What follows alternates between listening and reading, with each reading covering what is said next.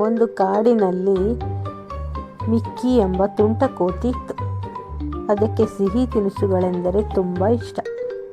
ಒಂದು ದಿನ ಕಾಡಿನಲ್ಲಿ ಮರದಿಂದ ಮರಕ್ಕೆ ಜಿಗಿಯುವಾಗ ಅದಕ್ಕೆ ಒಂದು ಮರದ ಕೊಂಬೆಗೆ ಕಟ್ಟಿದ್ದ ಗಾಜಿನ ಭರಣಿ ಕಾಣಿಸಿತು.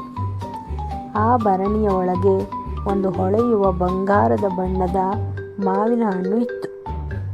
ಮಿಕ್ಕಿಯ ಕಣ್ಣುಗಳು ಆಶ್ಚರ್ಯದಿಂದ ಅರಳಿದವು. ಆ ಹಣ್ಣು ನನಗೆ ಬೇಕೇ ಬೇಕು ಎಂದು ಮಿಕ್ಕಿ ಆಸೆಯಿಂದ ಅಂದುಕೊಂಡಿತು. ಅದು ಅಲ್ಲಿ ಹಾಕಿದೆ ಎಂದು ಮಿಕ್ಕಿ ಯೋಚಿಸಲೇ ಇಲ್ಲ. ನೇರವಾಗಿ ಅದನ್ನು ಹಿಡಿಯಲು ಹೋಯಿತು. ಮಿಕ್ಕಿ ಆ ಭರಣಿಯ ಒಳಗೆ ಕೈ ಹಾಕಿ ಆ ದೊಡ್ಡ ಮಾವಿನ ಹಣ್ಣನ್ನು ಗಟ್ಟಿಯಾಗಿ ಹಿಡಿದುಕೊಂಡಿತು. ಆದರೆ ಕೈಯನ್ನು ಹೊರತೆಗೆಯಲು ಪ್ರಯತ್ನಿಸಿದಾಗ ಅದು ಸಾಧ್ಯವಾಗಲಿಲ್ಲ. ಹಣ್ಣನ್ನು ಹಿಡಿದಿದ್ದರಿಂದ ಮಿಕ್ಕಿಯ ಮುಷ್ಟಿ ದೊಡ್ಡದಾಗಿತ್ತು. ಭರಣಿಯ ಬಾಯಿ ಕಿರಿದಾಗಿದ್ದರಿಂದ ಕೈ ಹೊರಬರಲಿಲ್ಲ. ಮಿಕ್ಕಿ ಜೋರಾಗಿ ಎಳೆಯಿತು, ಕಿರುಚಿತು, ನನ್ನನ್ನು ಬಿಡು ಎಂದು ಅತ್ತಿತು. ಆದರೆ ಪ್ರಯೋಜನವಾಗಲಿಲ್ಲ. ಸೂರ್ಯ ಮುಳುಗುತ್ತಿದ್ದನು. ಮಿಕ್ಕಿಗೆ ಭಯ ಶುರುವಾಯಿತು. ತಾನು ಸಿಕ್ಕಿಬಿದ್ದಿದ್ದೇನೆ ಎಂದು ಅದಕ್ಕೆ ಅರಿವಾಯಿತು. ಆಗಲೇ ಅಲ್ಲಿಗೆ ಬಂದ ರಿಯೋ ಎಂಬ ಬಣ್ಣದ ಗಿಳಿ. ಅದು ಮಿಕ್ಕಿಯನ್ನು ನೋಡಿ ಹೀಗೆ ಹೇಳಿತು, ಮಿಕ್ಕಿ, ಆ ಭರಣಿ ನಿನ್ನನ್ನು ಹಿಡಿದಿಲ್ಲ, ನೀನೇ ಆ ಭರಣಿಯನ್ನು ಹಿಡಿದಿದ್ದೀಯ. ಮಿಕ್ಕಿಗೆ ಗೊಂದಲವಾಯಿತು.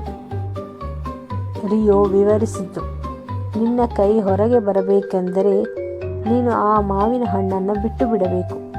ನಿನಗೆ ಕೈ ಮತ್ತು ಹಣ್ಣು ಎರಡೂ ಸಿಗಲು ಸಾಧ್ಯವಿಲ್ಲ. ಮಿಕ್ಕಿ ಆ ರುಚಿಕರವಾದ ಹಣ್ಣನ್ನು ನೋಡಿತು. ನಂತರ ಸಿಕ್ಕಿಬಿದ್ದ ತನ್ನ ಕೈಯನ್ನು ನೋಡಿತು. ಈಗ ಅದು ಒಂದು ಕಠಿಣ ನಿರ್ಧಾರವನ್ನು ತೆಗೆದುಕೊಳ್ಳಬೇಕಿತ್ತು.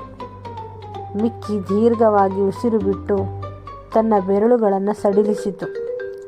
ಭರಣಿಯ ಒಳಗಿದ್ದ ಬಂಗಾರದ ಮಾವಿನ ಹಣ್ಣನ್ನು ಕೆಳಗೆ ಬಿಟ್ಟಿತು. ತಕ್ಷಣವೇ ಅದಕ್ಕೆ ಕೈ ಸುಲಭವಾಗಿ ಹೊರಗೆ ಬಂತು.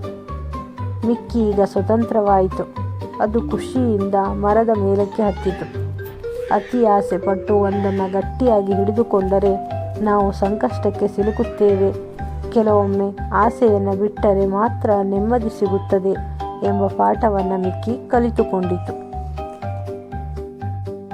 ದಯವಿಟ್ಟು ಲೈಕ್, ಶೇರ್ ಮತ್ತು ಸಬ್ಸ್ಕ್ರೈಬ್ ಮಾಡೋದನ್ನ ಮರಿಬೇಡಿ. ಧನ್ಯವಾದಗಳು.